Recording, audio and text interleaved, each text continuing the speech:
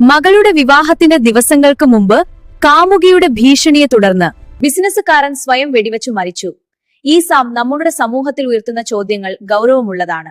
Builder Tushar ഗേലാനിയാണ് ആത്മഹത്യ ചെയ്തത്. തിരുമലയിൽ 25 കോടി രൂപ ചെലവിൽ ഒരു അത്യാധുനിക ഭക്ഷ്യപരിശോധനാ ലബോറട്ടറി അടുത്ത മാസം ഉദ്ഘാടനം ചെയ്യും. 3.5 കോടി രൂപ വിലമതിക്കുന്ന നൂതന ഫ്രഞ്ചി ടങ് ഈനോസ് മെഷീൻ ഈ സൗകര്യം ശ്രീവരി പ്രസാദത്തിന്റെയും മറ്റു ഭക്ഷ്യവസ്തുക്കളുടെയും പരിശുദ്ധിയും ഗുണങ്ങൾ പാലിക്കുന്നെന്ന് അധികൃതർ അറിയിച്ചു.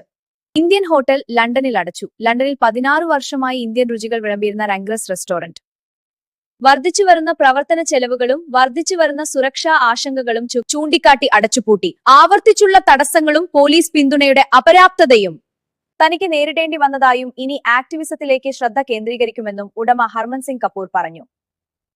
സുപ്രീം കോടതിയെ അപകീർത്തിപ്പെടുത്താൻ ആരെയും അനുവദിക്കില്ല. ജുഡീഷ്യൽ അഴിമതിയെക്കുറിച്ചുള്ള വാചകത്തിൽ NCERTയെ ചീഫ് ജസ്റ്റിസ് വിമർശിച്ചു.